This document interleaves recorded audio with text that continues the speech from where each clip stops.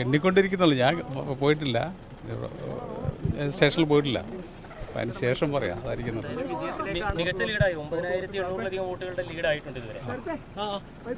സ്വാഭാവികമായിട്ടും ജയിക്കാനുള്ള സാധ്യതയാണുള്ളത്. അപ്പോൾ അത് പുറകിലേക്ക് പോകാൻ കഴിയില്ല, മുന്നിലേക്ക് പോകുന്നുള്ളൂ.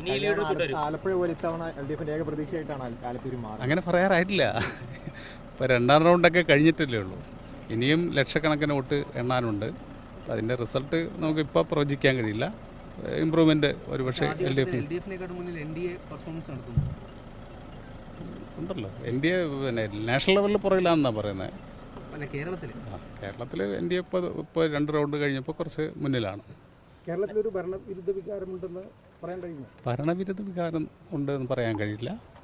പക്ഷേ LDFന് മുന്നേറ്റം വല്ലാതെ ഉണ്ടാക്കാൻ കഴിഞ്ഞില്ല എന്നുള്ളത് യാഥാർത്ഥ്യമാണ്. അത് പ്രത്യേക സാഹചര്യത്തിലാണ്. അതിൻ്റെ കൂടുതൽ വിവരങ്ങൾ പറയണമെന്നുണ്ടെങ്കിൽ നമുക്ക് റിസൾട്ടിൻ്റെ ഏകദേശം ഒരു ഫൈനൽ സ്റ്റേജിലേക്ക് വരുമ്പോൾ അവർ പറയാൻ കഴിയും. ആദ്യ റൗണ്ടിൽ കെ സുധാകരൻ ലീഡ്, അതുകൊണ്ട് തന്നെ കേരളത്തിൽ ഭരണവിരുദ്ധ വികാരം ഉണ്ടെന്നാണ് പൊതുവെ പറയുന്നത്. അത് പല ഘട്ടത്തിലും അങ്ങോട്ടും ഇങ്ങോട്ടും ഈ പിന്നെ പാർലമെൻറ്റ് ഇലക്ഷനിൽ വേരിയേഷൻ വരാറുണ്ട്. കഴിഞ്ഞ 2019 ഒരു വലിയ ഭൂരിപക്ഷമില്ലായിരുന്നു നേടിയത്. പക്ഷേ 2021 തെരഞ്ഞെടുപ്പിൽ ഇടതുപക്ഷം 2016 ലഭിച്ചതിനേക്കാൾ കൂടുതൽ വോട്ടിനാണ് സീറ്റിനാണ് വിജയിച്ചത്.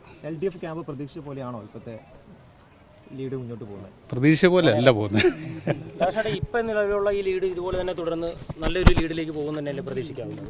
അങ്ങനെയാണ് പ്രതീക്ഷിക്കുന്നത്. ഈ 2019 സാഹചര്യങ്ങൾ ഇത്തവണ ഇല്ല എന്നുള്ളത് LDF ക്യാമ്പ് ആവർത്തിച്ച് പറഞ്ഞിരുന്നു. കേരളത്തിൽ വൻ മുന്നേറ്റം ഉണ്ടാക്കുന്നു.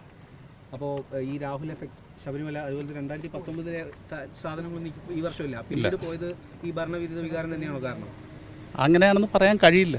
ദേശീയ രാഷ്ട്രീയ സ്ഥിതികളെല്ലാം ഇതിൽ വരുന്നുണ്ട്. അതെല്ലാം വിലയിരുത്തിയിട്ട് നമുക്ക് ലാസ്റ്റ് തെരഞ്ഞെടുപ്പിൻ്റെ റിസൾട്ട് പൂർണ്ണമാകട്ടെ, അതിന് ശേഷം നമുക്ക് എന്താണെന്ന് ശരി.